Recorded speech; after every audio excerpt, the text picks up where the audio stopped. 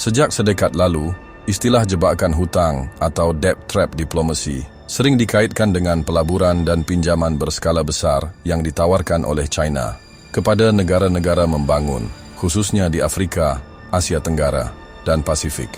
Naratif popular menyebut kononnya negara yang gagal membayar hutang akhirnya terpaksa menyerahkan aset strategik kepada China sebagai cagaran atau pampasan.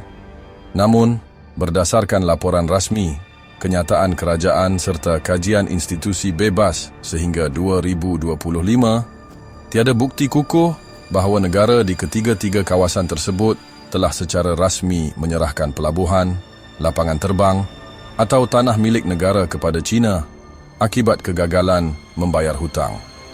Contoh yang sering dijadikan rujukan adalah Sri Lanka yang menyerahkan pelabuhan Hambantota kepada syarikat China selama 99 tahun pada 2017.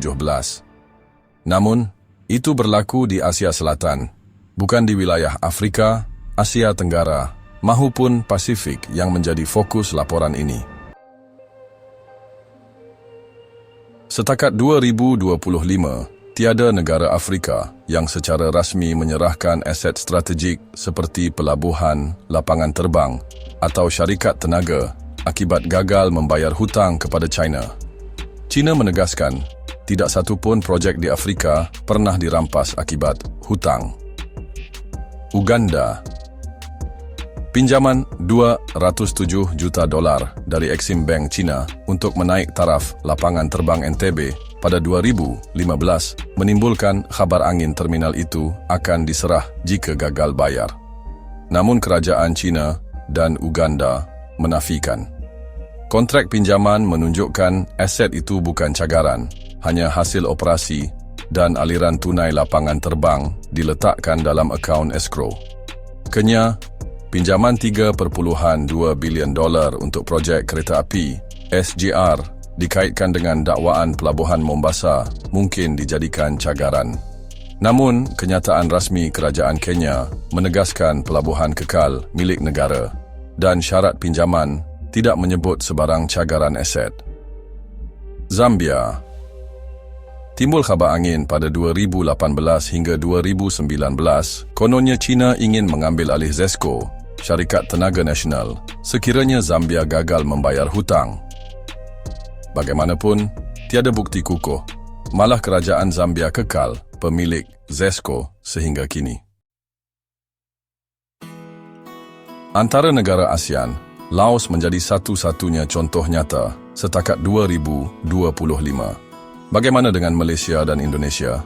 Malaysia banyak terlibat projek mega bersama China, antaranya ECRL atau East Coast Rail Link, projek landasan kereta api sepanjang 665 km bernilai $11 bilion Amerika.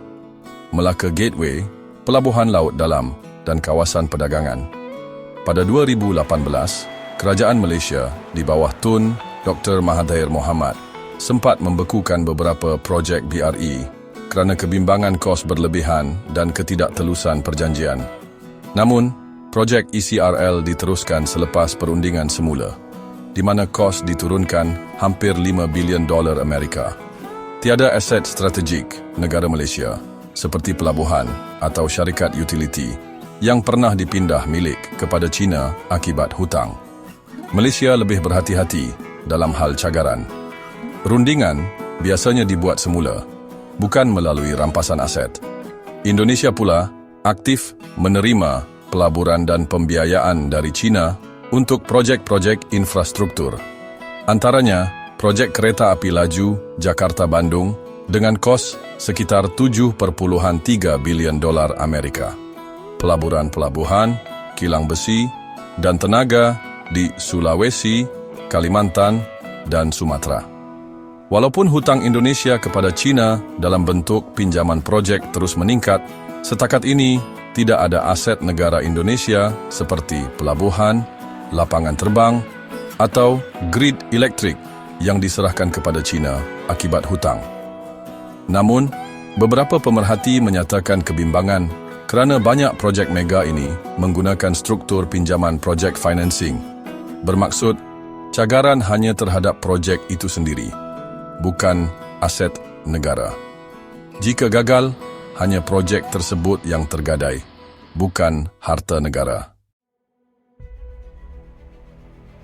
Jika kereta api laju Jakarta-Bandung gagal bayar hutang kepada konsortium Cina, aset yang mungkin terjejas hanya landasan dan infrastrukturnya, tidak melibatkan pelabuhan, syarikat tenaga nasional, atau tanah kerajaan. Fakta kes Laos, yang berhutang sekitar 12.2 bilion dolar kepada Cina, kira-kira 65% KDNK antara 2000 hingga 2018. Berdepan krisis hutang, sehingga kerajaan terpaksa menyerahkan kawalan operasi rangkaian grid elektrik kebangsaan kepada China Southern Power Gridcom atau pada tahun 2020. Ini berlaku sebagai sebahagian usaha menstruktur semula hutang dan memastikan bekalan tenaga berterusan. Kes ini menimbulkan kebimbangan soal kedaulatan tenaga nasional dan pergantungan Laos kepada China. Negara ASEAN lain seperti Malaysia, Indonesia dan Filipina masih belum merekodkan sebarang penyerahan aset strategik akibat hutang China. Di rantau Pasifik, tidak ada negara yang secara rasmi menyerahkan pelabuhan, lapangan terbang atau tanah kerajaan akibat beban hutang kepada China. Analisis mengikut kawasan Pasifik, Tonga, Vanuatu dan Samoa. Tonga pernah berhutang sekitar 116 juta dolar kepada China selepas rusuhan 2006. Pada 2018, Perdana Menteri Tonga menyatakan kebimbangan jika hutang tidak dibayar, aset negara mungkin diambil alih. Namun, China kemudian memberikan penangguhan bayaran tanpa mengambil sebarang aset. Vanuatu dan Samoa meminjam berjuta-juta dolar untuk projek infrastruktur seperti Istana Presiden, 20 juta dolar, dan jalan raya, 119 juta dolar. Namun, tiada aset diserahkan. Kerajaan-kerajaan ini lebih banyak memilih untuk menstruktur semula hutang atau mencari pembiayaan baharu.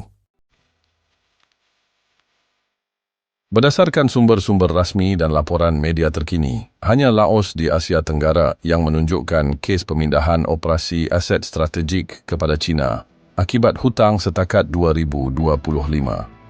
Di Afrika dan Pasifik, dakwaan rampasan aset lebih bersifat spekulasi atau dipolemikkan media. Sedangkan kajian kontrak pinjaman menunjukkan aset-aset strategik biasanya bukan cagaran langsung. Sebaliknya, China lebih banyak menggunakan kaedah penstrukturan, semula hutang, moratorium bayaran, ataupun rundingan diplomatik untuk mengekalkan pengaruh tanpa mengambil alih aset negara secara rasmi.